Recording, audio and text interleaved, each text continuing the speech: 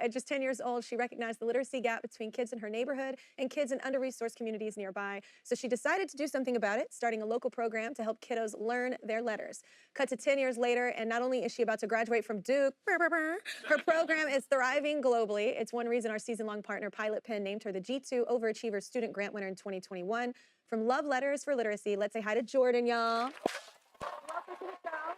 Congratulations. Duke. That's incredible. My sister would be so proud. That's her favorite team. Well, tell us about how Love Letters for Literacy came about. Yeah, so I'm from Camden County, New Jersey.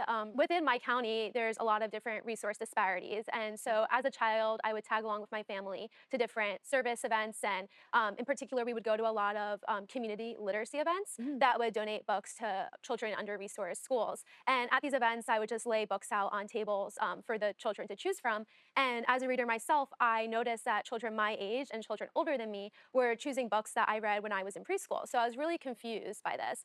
And that's when I learned that there is this literacy achievement gap that begins before children even enter school. And there's a stat that on average, children from under-resourced communities enter kindergarten only knowing 1 to 2 letters of the alphabet compared to their more affluent peers who know all 26. And this knowledge gap then follows them throughout kindergarten and elementary school as they begin to learn to read. So I wanted to figure out a way that I could help close this gap by helping these children become familiar with the alphabet before they enter kindergarten. Absolutely. What a beautiful heart you have, and it's such a young age as well. How did you implement your plan? Yeah, so I thought back to when I was a child and how my parents helped me become familiar with the letters of the alphabet and basic phonics. And that was through the games we played using these big foam alphabet letters. And so I decided to come up with a more cost-effective solution by creating flashcards with the letters A through Z that could then be used to play with these instructions for simple educational games to become familiar with the letters.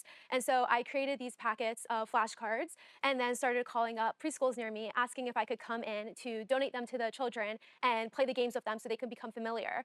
And one of the schools said yes. And so I went in. I was pretty nervous because I was 10 years old. You're so cool. That is such a bold move. But when I started playing the games with the kids and like seeing how much they enjoyed it, it made me really excited and also helped me realize that I was onto something. Yeah.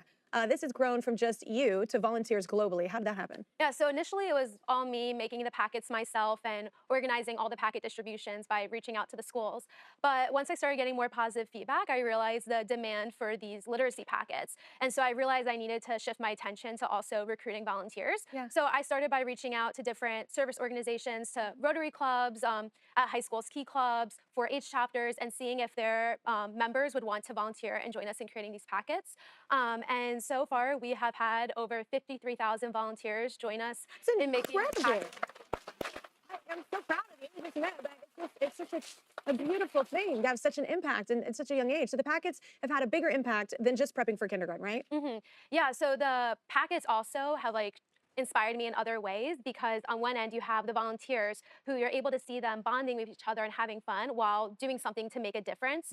For example, we have had families of multi-generations. You have the grandparents and the grandkids all coming together to make these packets. And then on the flip side with the recipients, we have heard from so many parents who speak English as a second language that they've been using these packets to learn English alongside their children. But overall, it's just like showed me that you don't really need a big financial investment. With just some creativity and pens and paper, you can make a difference in these kids' lives. Yeah, absolutely. You handwrite the letters in the packet, right? The Yeah. personalization is really important. Each volunteer writes a letter to the child receiving it, encouraging them to learn to read and play the game so they become a stronger reader. Well, Pilot Pen, the go-to pen of the Kelly Clarkson Show, wants to continue supporting your cause because you're incredibly cool. So they're giving Love Letters for Literacy $5,000 just to pitch in and help out. You're incredible. Congratulations. We'll be right back.